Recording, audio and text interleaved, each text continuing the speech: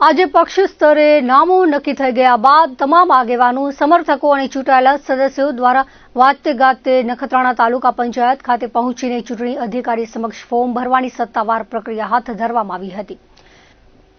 અબડાસા તાલુકા પંચાયતના હોદ્દેદારો માટે ફોર્મ રજૂ કરવાની અંતિમ ઘડીએ 1 વાગ્યા બાદ ભાજપ દ્વારા દાવેદારી નોંધાવાઈ હતી, જેમાં પ્રમુખ તરીકે જયેન્દ્રસિંહ કે જાડેજા, ઉપપ્રમુખ માટે વિનોદ દરજી, કારોબારી ચેરમેન માટે પ્રવીણભાઈ ભાનુશાલી, શાસક પક્ષના નેતા માટે રાજેશ્રીબેન ગઢવી, દંડક પદ માટે રીટાબેન તરુણગર ગોસ્વામી ટીડીઓ સમક્ષ ફોર્મ રજૂ કર્યા હતા।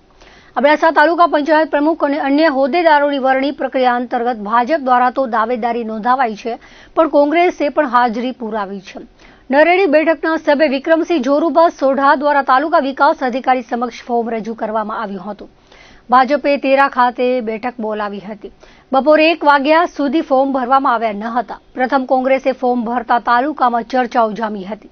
આજે ભારતીય જનતા પાર્ટી કચ્છ દ્વારા પાર્ટી મીટિંગ બોલાવવામાં આવી તેરા મધ્યે અને ચૂંટાયેલા સૌ સદસ્યોની હાજરીમાં અને સૌ સદસ્યોની સહમતિથી ભારતીય જનતા પાર્ટીની જે પરંપરા છે, એક પ્રક્રિયાનો ભાગ છે, 2.5 વર્ષ માટે પ્રમુખ ઉપપ્રમુખની જે આવતીકાલે સામાન્ય સભા થવાની છે, એમાં ભારતીય જનતા પાર્ટી તરફથી પ્રમુખ ઉપપ્રમુખોની નામનું આજે મેં પાર્ટી તરફથી નક્કી કરવામાં આવ્યા છે સૌ સભ્યોની સહમતિથી।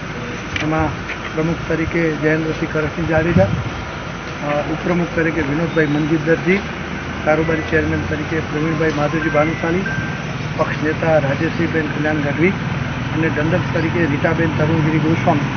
આ પાર્ટી દ્વારા પ્રદેશ ભાજપ અને કચ્છ ભાજપ દ્વારા આ સર્વે સભ્યોની સાથે મળી એક સંગઠનની ભાવનાથી અને પાર્ટીનો એક શિસ્ત જે છે એ મુજબ આપણે સૌ સાથે મળીને આજે ઉમેદવારી પ્રમુખ ઉપપ્રમુખની પાર્ટીના આદેશ મુજબ કરવામાં આવી છે।